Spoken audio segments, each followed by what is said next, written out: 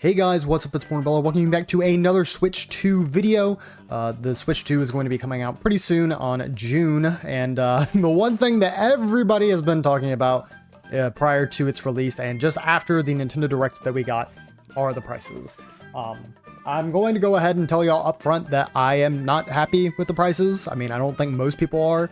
Being a Nintendo fan, this is a company that I've invested a lot of money into, just buying their games and supporting their properties. And it just feels like a burn because not only have the games been increasing in price in general, as we saw with Tears of the Kingdom, but it's even worse than we could have imagined with Mario Kart World. We will talk about that later. Just to clear up any misinformation, since there have been a lot of things running around, I'm just going to go over these quickly. People have been saying that games will have like a $10 increase, meaning Mario Kart World would be $90 instead of $80. This is not true. This was from a UK listing, and I'm not really sure how the UK listings work. Apparently, this is something that may have existed in the past. I really don't know that there is a $10 upcharge for physical games, but regardless of how or why that is the increased price, it is $80 physical, $80 digital here in the States. This is also going to be a discussion focused on the States. I actually know that in most other countries like Canada, the prices of Switch 2 and the games are kind of absurd.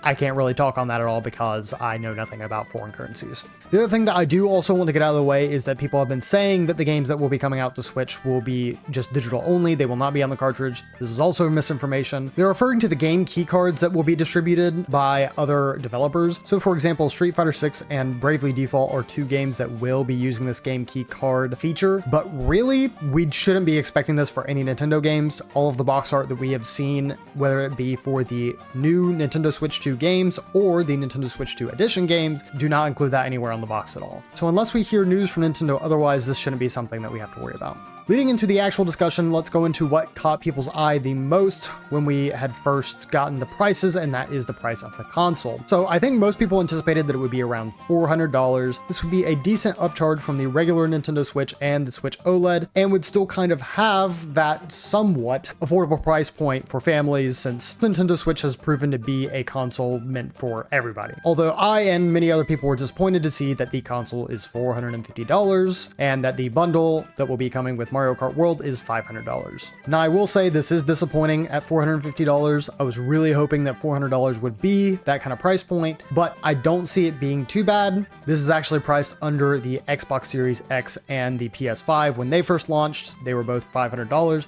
So this isn't something that is too out of the ordinary, especially for modern consoles. And something that a lot of people will complain about is that, well, the Nintendo Switch isn't a PS5 and it's not an Xbox Series X, but we've gotten closer to modern consoles than we've ever been in the Nintendo sphere. As I showed, there are a bunch of third-party games that will be coming to the service that are modern-day games that weren't even released but more than a year or two ago. So with all the features that they've crammed into this, I see why Nintendo is kind of justifying this price point for the system.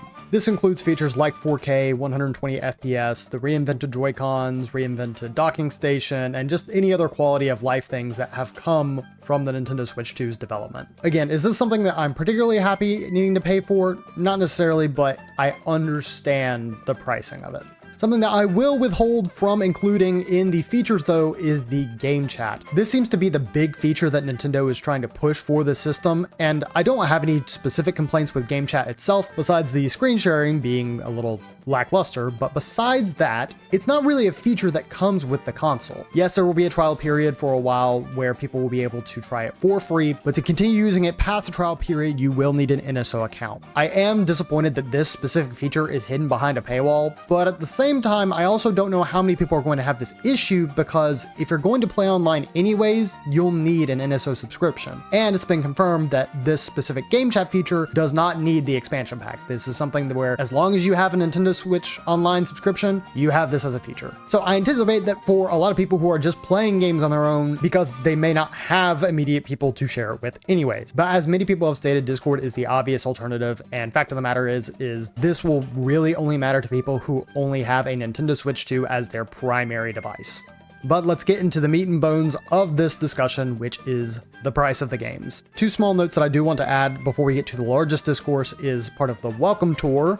This was confirmed to be $10, and it's a reasonable price, but I don't think it needed to be paid at all. This is a game that when we were shown it was very obvious that it was going to be something that is almost a instruction manual and or educational piece for the Nintendo Switch 2. And while I'm all for people getting paid for the work that they've done and everything like that, this needs to have been something that was included with the system, as the system's already $450. I don't want to stick on this topic for too long, but it is absurd that Welcome Tour is paid at all. It should just be bundled in with the console. And there's also the matter of the Nintendo Switch 2 edition upgrades, which seem to be between the $10 and $20 range. To me, this is fine, as for most games it equates to DLC price. So for Kirby and the Forgotten Land and Mario Party Jamboree, these are getting new content updates that kind of warrant the price. And when compared to other games that do get either remasters or re-releases, other companies will just list the new game for $60 and won't actually offer a specific upgrade package. I do think though that for people outside of the Nintendo ecosystem, this does seem just a little excessive, because you're seeing $70 games and $80 games for things that have been out for a while already. And at first glance, you aren't going to know that it really is coming with new content. You're just going to see, oh, this game is $80. So there's nothing I can say to dissuade people from thinking this way, because honestly, Nintendo should have done a better job,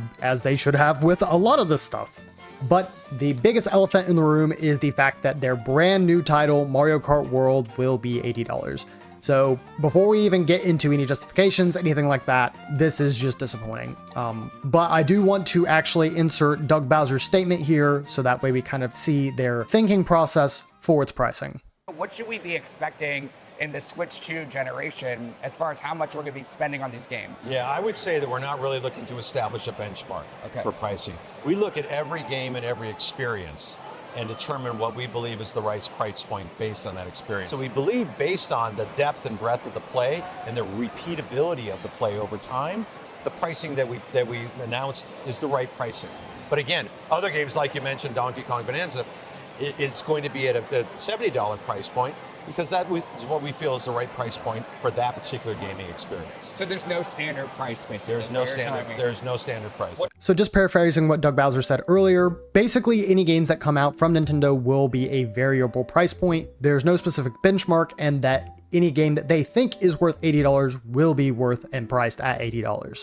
And I don't want to say that this isn't true, but at the same time, $80 isn't something that we've seen really in the gaming ecosystem yet. But what this is communicating is that any developer can price their game for $80 if they think that their audience and consumers will pay $80 for this product. I mean, we've kind of already gotten this idea with GTA 6, as people have said that they paid upwards of $100 for the game. And while I always want to give Nintendo the benefit of the doubt, it's very obvious that they're doing this for Mario Kart because they know it's going to sell on the system. It was the best-selling game on the Nintendo Switch, and it probably will be within the top 5, if not the most-selling game on the Nintendo Switch 2. So it's just very unprecedented. This isn't something that we've really seen the likes of before, especially when it's just a base game. This isn't including any extra content. This isn't a deluxe version of a game.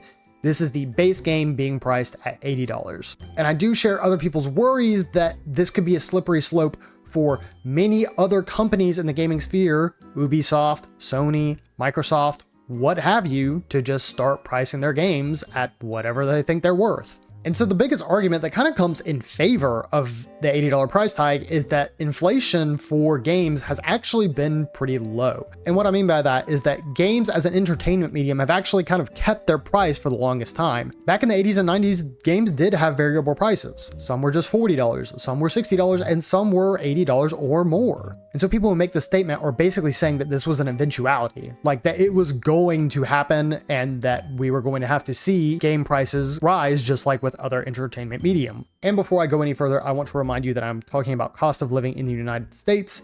The price of everything is going up, right?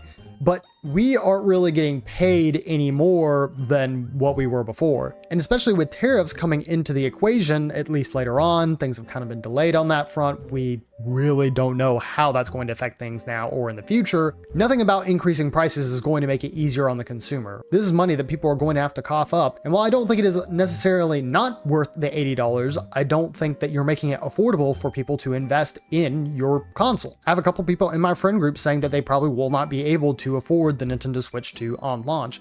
Not necessarily because it's not something that they can purchase, like they have the funds for it, but it's just not a necessity, so they will be waiting until later.